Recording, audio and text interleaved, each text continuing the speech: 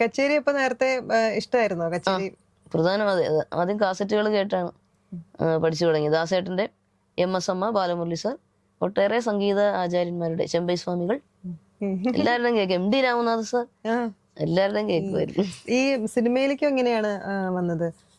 Cinema രംഗത്ത് കൈപിടിച്ച് ഉയർത്തിയത് M ജയചന്ദ്രൻ സാറാണ്, കമൽ സാറുമാണ്. നമുക്ക് മറക്കാൻ പറ്റത്തില്ല. അതെ അതെ അതെ, സാറ് ഒരു ദിവസം ഒരു ആത്മീയ യാത്ര എന്നുള്ള ഒരു ചാനലില് അമൃതവർഷിണി രാഗം പാടുന്ന കേട്ട് അപ്പോഴാണ് സാർ MS സുബ്ബലക്ഷ്മിയമ്മയുടെ ശബ്ദവുമായിട്ട് സാമ്യമുണ്ടെന്ന് പറഞ്ഞു സാറ് പറഞ്ഞു. അപ്പോഴാണ് കമൽ സാർ ഒരു ചിത്രം, പഴയകാല ചിത്രം നിർമ്മിക്കാൻ പോകുന്നു.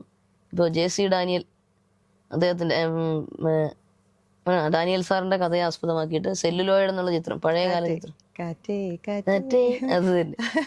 അപ്പോൾ ഫീമെയിൽ വെർഷൻ ആവശ്യമുണ്ടെന്ന് പറഞ്ഞപ്പോൾ സാറ് എൻ്റെ പേര് സജസ്റ്റ് ചെയ്തു. അതൊരു ഭാഗ്യം, ജീവിതത്തിലൊരു വഴിത്തിരിവാണ്. സ്പെഷ്യൽ ജൂറി പരാമർശം ലഭിച്ചു. കാറ്റേ കാറ്റ്. പിന്നെ നടൻ എന്നുള്ള ചിത്രത്തിൽ ഔസേപ്പച്ച സാറിന്റെ സംഗീതം, വീണ്ടും കമൽ സാറിന്റെ ചിത്രമാണ്. ഒറ്റയ്ക്ക് പാടുന്ന പൂങ്കുയില്, അതിൽ സംസ്ഥാന അവാർഡും ലഭിച്ചു.